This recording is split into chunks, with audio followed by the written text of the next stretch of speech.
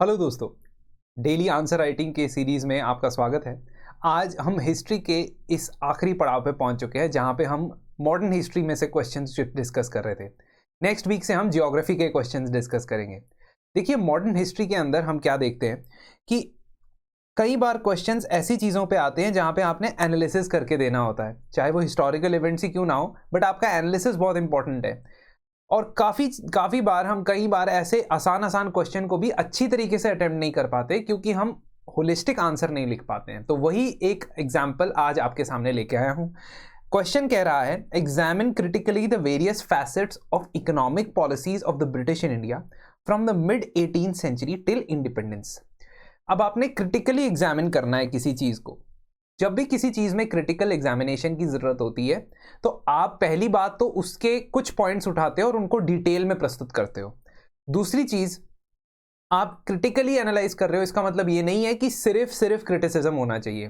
कहने का मतलब, जब आप क्रिटिकली एनालाइज करोगे तो आपका ज़्यादा एम्फेसिस क्रिटिसिज्म पे ज़रूर होगा, लेकिन आपने पॉजिटिव पॉइंट्स भी देने हैं। वही चीज़ मैं आपको यहाँ पे बताऊंगा कि किस तरीके से उसको मैनेज करना है। सबसे पहले ऐसे क्वेश्चन के इंट्रोडक्शन में, जो कि बहुत ही एक कॉमन थीम है हमारे यहाँ हिस्ट्री में जब हम पढ़ते हैं, कि ब्रिटिशर्स की जो इकोनॉमिक पॉलिसी थी उससे भारत के ऊपर बहुत ही दुष्प्रभाव, बहुत ही गलत इम्पैक्ट, एडवर्स इम्पैक्ट पड़ा। चाहे वो एग्रीकल्चर सेक्टर हो, चाहे वो इंडस्ट्री सेक्टर हो, चाहे वो लोकल इंडस्ट्रीज हो, चाहे वो इंडिया का इंडिया का ओवरऑल इकोनॉमिक एक्सपोर्ट इंपोर्ट हो, यानी ट्रेड या व्यापार हो, इन सब चीज़ों के ऊपर बहुत इंपैक्ट पड़ता है। और वही चीज़ हम यहाँ पे डिस्कस करेंगे। अब इकोनॉमी से रिलेटेड क्वेश्चन है, चाहे हिस्ट्री का क्वेश्चन है, तो डेटा देना बहुत ही अच्छा हमारे लिए साबित होगा। हम कैसे डेटा दे सकते हैं? ब्रिटिश रूल के अंदर भारत का share of world economy declined from 24% in 1700 to 4.2% in 1950। तो जो आपका भारत एक इतनी बड़ी इकोनॉमी हुआ करती थी कि वर्ल्ड का 24% जो है वो यहाँ से जनरेट होता था, जबकि 1950 में वो 4.2% शेयर तक रह गया था। ये जो फेज्ड एक्सप्लॉयटेशन है, इसको ब्रिटिशर्स ने पूरी तरीके से इसकी मदद से इंडस्ट्रियल और एग्रीकल्चर सेक्टर्स को डिस्ट्रॉय कर दिया। ये 2 लाइनों में आपने इंट्रोडक्शन दे दिया है। अब आप पॉइंट पे आते हैं। अगेन यहां पे पॉइंट बाय पॉइंट दिया हुआ है कि 3 स्टेजेस में ब्रिटिशर्स ने अपनी इकोनॉमिक पॉलिसी को इंप्लीमेंट किया, और ये हम किसी भी स्टैंडर्ड सोर्सेज जब पढ़ते हैं हिस्ट्री के, तो ये चीज़ें हमें पता होती हैं।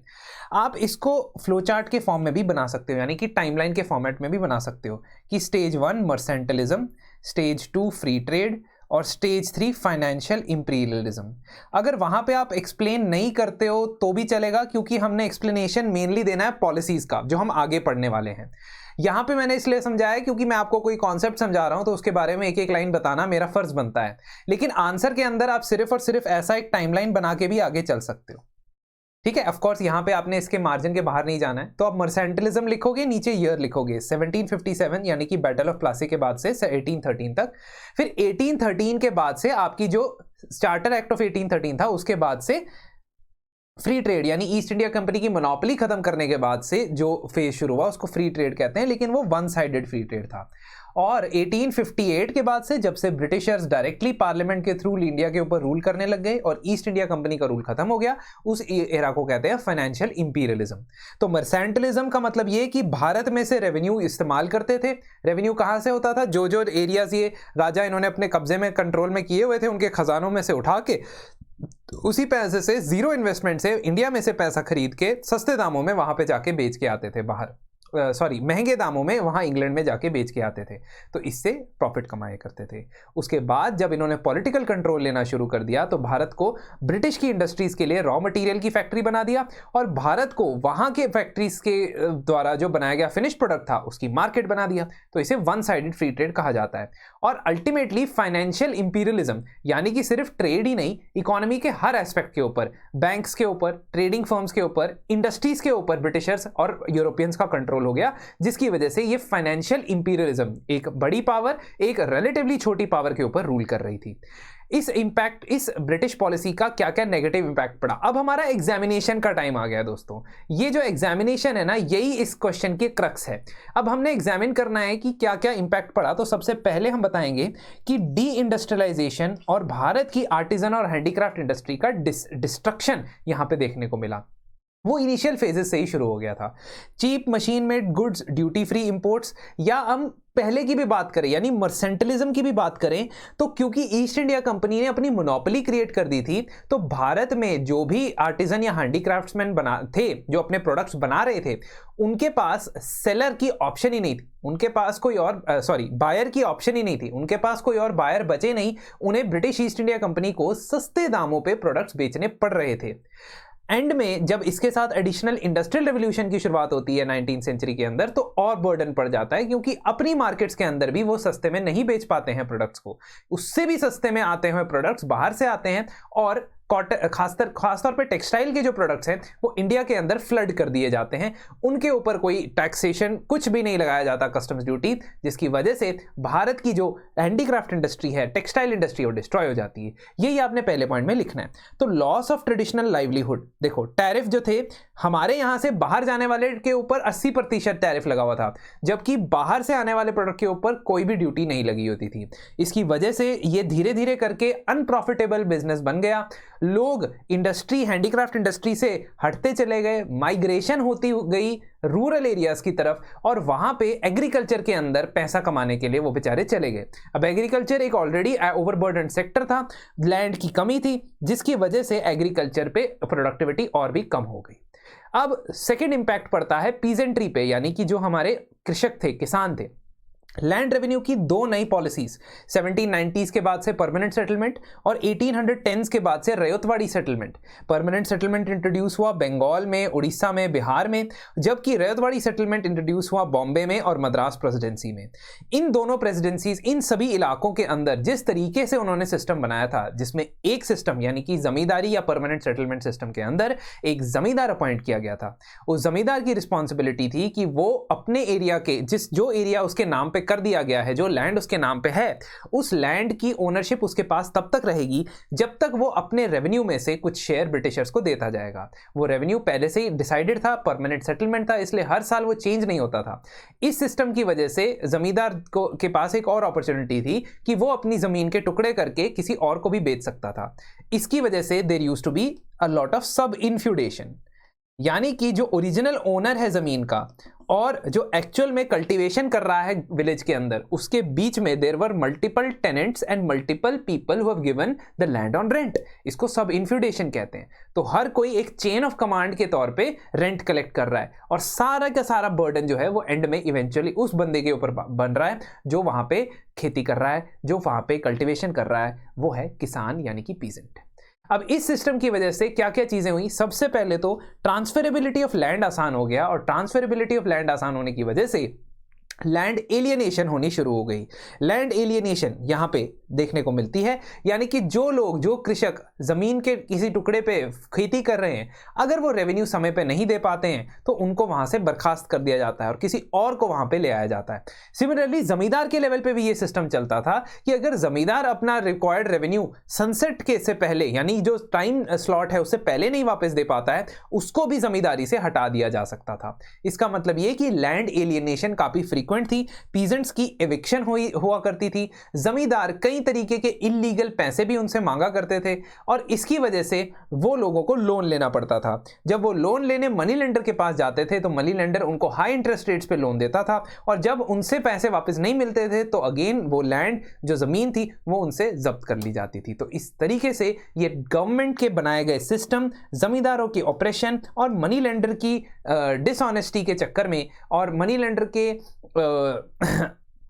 एटीट्यूड्स, जो जिस तरीके का नेगेटिव एटीट्यूड था, उसके चलते हमने ये देखा कि ट्रिपल बर्डन जो है पीजेंट पे पड़ जाता है। ये सारे का सारा सोर्स या स्रोत क्या है? ये ब्रिटिशर्स की इंट्रोड्यूस की गई रेवेन्यू पॉलिसी है। तो सब इन्फ्यूडेशन की हम बात करेंगे, ये कीवर्ड्स है भाई इस आंसर में।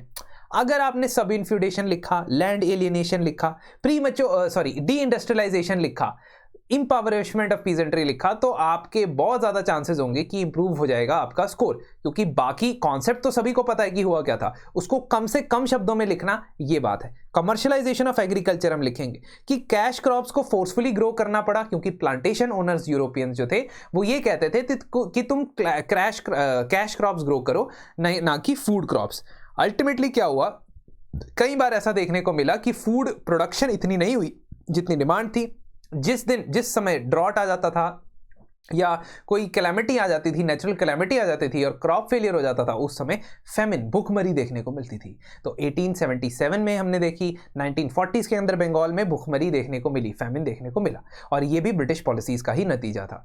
तीसरा पॉइंट, मॉडर्न इंडस्ट्री कभी भी भारत के अंदर डेवलप नहीं हुई, और अगर हुई भी तो बहुत ही लिमिटेड सेक्टर्स के अंदर और बहुत ही रिस्ट्रिक्टेड एनवायरनमेंट के अंदर।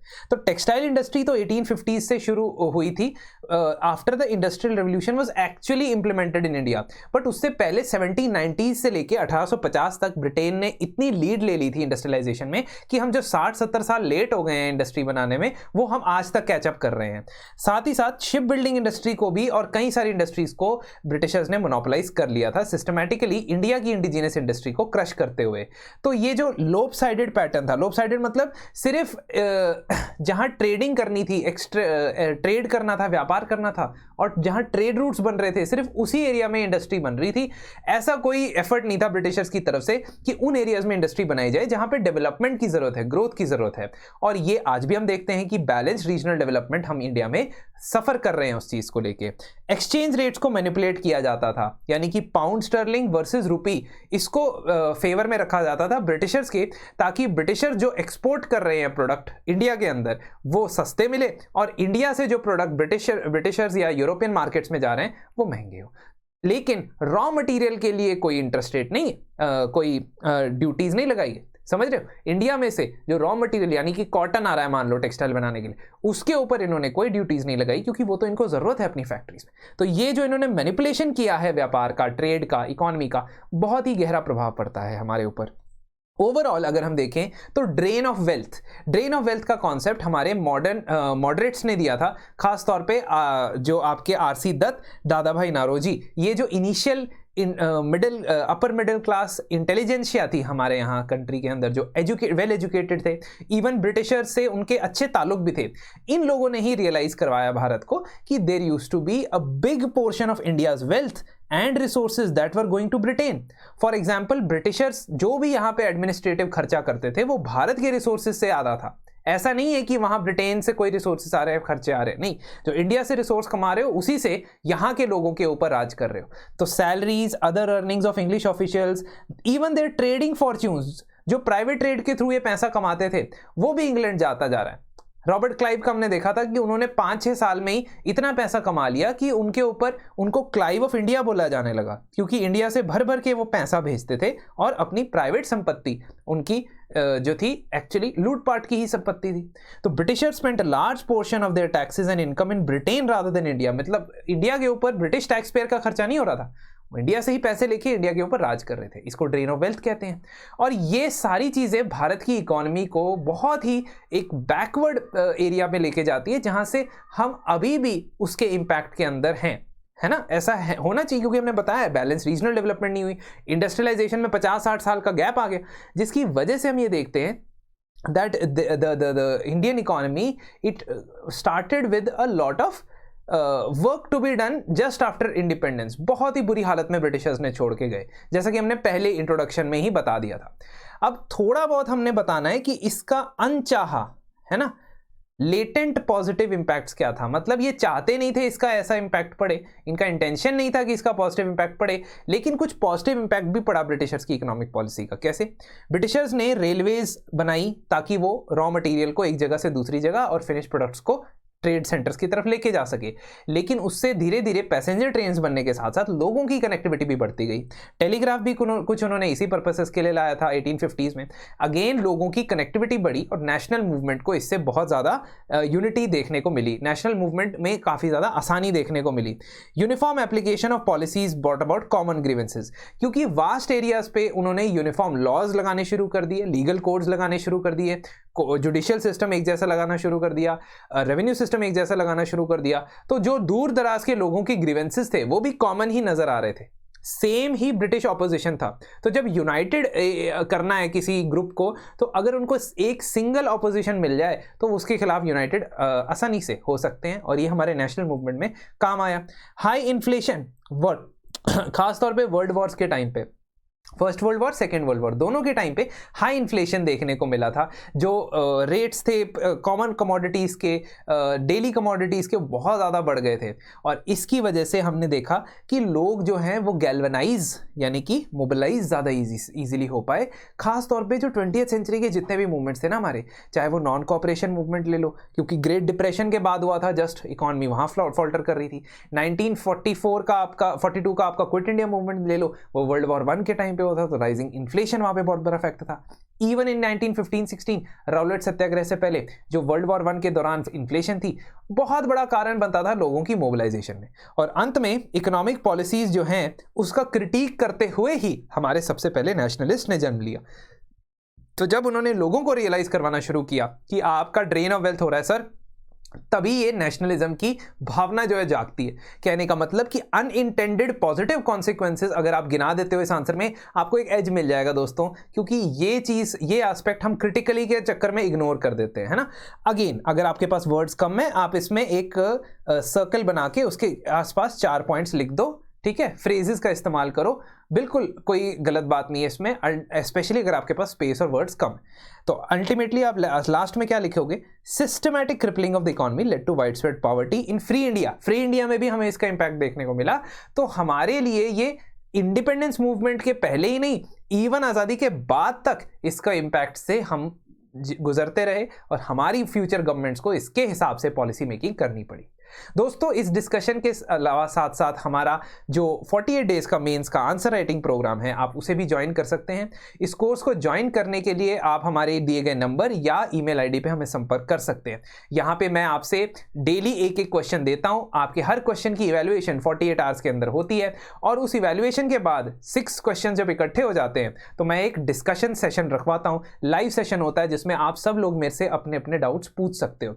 तो आपको एक तरीके से कंटेंट इनरिचमेंट के साथ साथ, आंसर राइटिंग के टेक्निक्स के साथ साथ, स्ट्रक्चर बनाने के साथ साथ बहुत सारी यहाँ पे टिप्स एंड ट्रिक्स मैं आपको बताता हूँ, जिससे आप कुछ आंसर में अपने इंप्रूवमेंट कर सकते हैं। दोस्तों उसे एनरोल करने के लिए ज़रूर आएँ, क्योंकि वहाँ पे और डिटेल में हम चीज़ों को डिस्कस करेंगे। आंसर राइटिंग को हम इग्नोर बिल्कुल भी नहीं कर सकते।